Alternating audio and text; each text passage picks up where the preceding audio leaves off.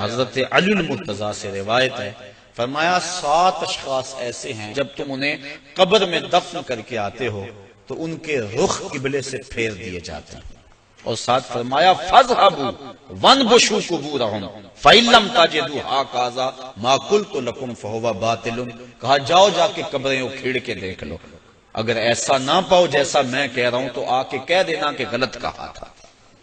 عرض کی قیلا من ہم یا رسول اللہ صلی اللہ علیہ وسلم، عرض کی حضور یہ کون لوگ ہیں کہ جن کے رخ قبر میں قبلے سے پھیر دیے جاتے ہیں؟ تو حضور نے ارشاد فرمایا شارب الخمر و بائع البش و شاہد الزور و آکلۃ الربا و النائحۃ والمحتقر و تارک الجماع۔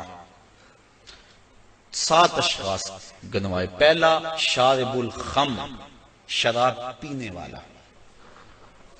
ایک روایت کے لفظ ہیں کہ شراب اپنے لیے بنانے والا، کسی اور کے لیے بنانے والا، شراب پینے والا، شراب پلانے والا، شراب بیچنے والا، شراب خریدنے والا، اور جس کے لیے شراب خریدی ہے، شراب کو ڈھونے والا، دوسری جگہ منتقل کرنے والا، ہمارا سب پر اللہ کے رسول نے لعنت بھیجی۔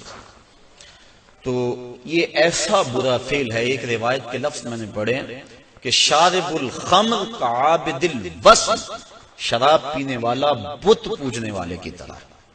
ہمارے معاشرے میں شراب نوشی سرایت کر گئی ہے، اور اب تو بعض طبقوں کے اندر یہ برا بھی نہیں سمجھا جاتا، جبکہ حلال سمجھ کے پینا تو کفر ہے، اور اس کو حرام سمجھتے ہوئے اس کی حرمت کے قائل ہونے کے باوجود پینا یہ گناہ کبیرہ ہے، اور منع فرمایا گیا سختی کے ساتھ۔ ارشاد فرمایا ایک تو ویسے بھی شرابی جب مرتا ہے اسے مرتے ہوئے کلمہ نصیب نہیں ہوتا، اور دوسرا یہ روایت جو میں نے آپ کے سامنے رکھی کہ اس کا قبلے سے رخ پھیر دیا جائے گا۔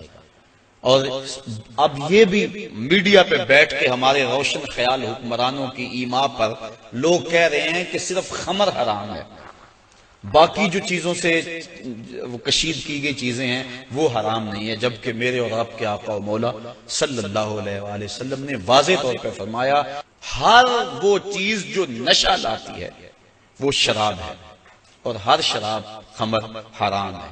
تو وہ نشہ چاہے کوئی بھی چیز لانے والی ہو اس کو شریعت نے واضح طور پہ حرام کر دیا۔ یہ دوسرا بائع البش، جن کے رخ جو ہیں وہ قبلے سے پھیر دیے جائیں گے، تو فرمایا ان میں سے بردہ فروشی کرنے والا، انسانوں کی خرید و فروخت کرنے والا۔ اب دنیا پہ یہ اس انداز سے غلامی کا انداز تو نہیں ہے، لیکن اعضائے انسانیہ کو اب بھی لوگ فروخت کر رہے ہیں۔ آپ روزانہ اخبارات میں پڑھتے ہیں کہ گردہ فروشی کا کاروبار اور مختلف اعضائے بدنیہ کا کاروبار۔ تو یہ دوسرے وہ شخص جو انسان یا انسان کے کسی عضو کا کاروبار کرتے ہیں، کل جب وہ مریں گے تو ان کا رخ قبلے سے پھیر دیا جائے گا۔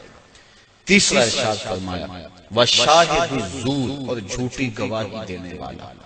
بلکہ ایک روایت میں آقا کریم نے فرمایا میں تمہیں بڑے بڑے گناہوں کی خبر نہ دے دوں؟ الا انبئکم باکبر الکبائر، بڑے بڑے گناہوں کی خبر نہ دے دوں؟ صحابہ نے عرض کی ہاں حضور آپ ارشاد فرمائیں۔ فرمایا الاشراک باللہ وعقوق الوالدین الا وقول الزور، اور ایک فرمایا وشہادت الزور۔ یہ مختلف اقوال ہیں احادیث میں، مختلف احادیث میں، تو شہادت الزور جھوٹی گواہی کو حضور علیہ السلام نے جو ہے وہ اکبر الکبائر میں شمار کیا۔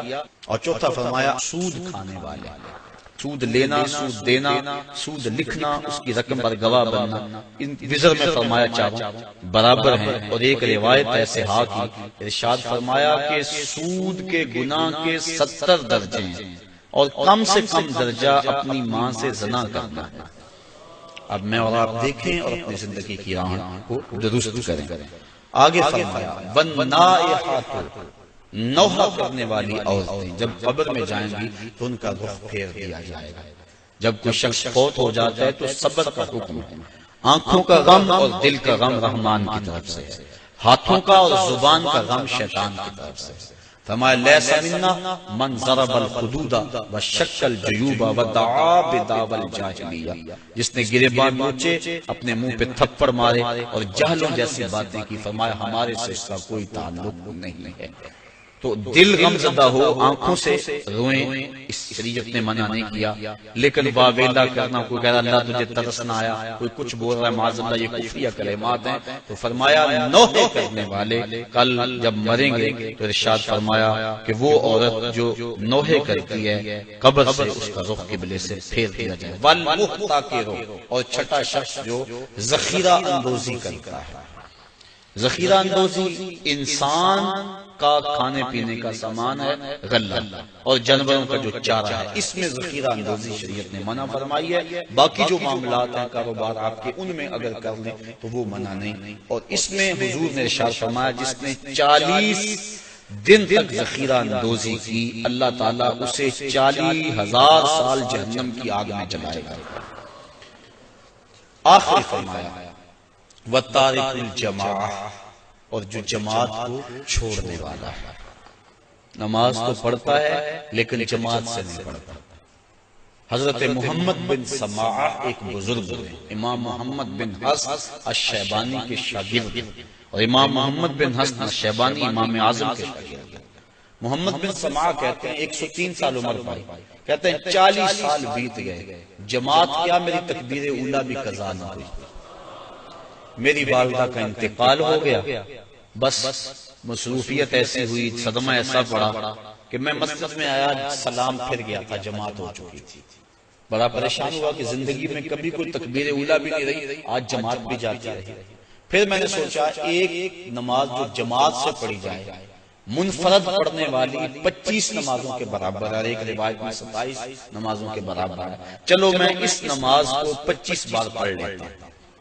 کہتے ہیں میں کھڑا ہو گیا اور اس نماز کو، ان فرائض کو میں نے 25 بار پڑھا، اور جب 25ویں بار پڑھ رہا تھا تو ہاتف سے آواز آئی، اے محمد بن سماعہ تم نے نماز تو 25 مرتبہ پڑھ لی، لیکن جب امام ولدالضالین کہتا ہے اور اس کے ساتھ فرشتے آمین کہتے ہیں، وہ آمین کہاں سے لاؤ گا؟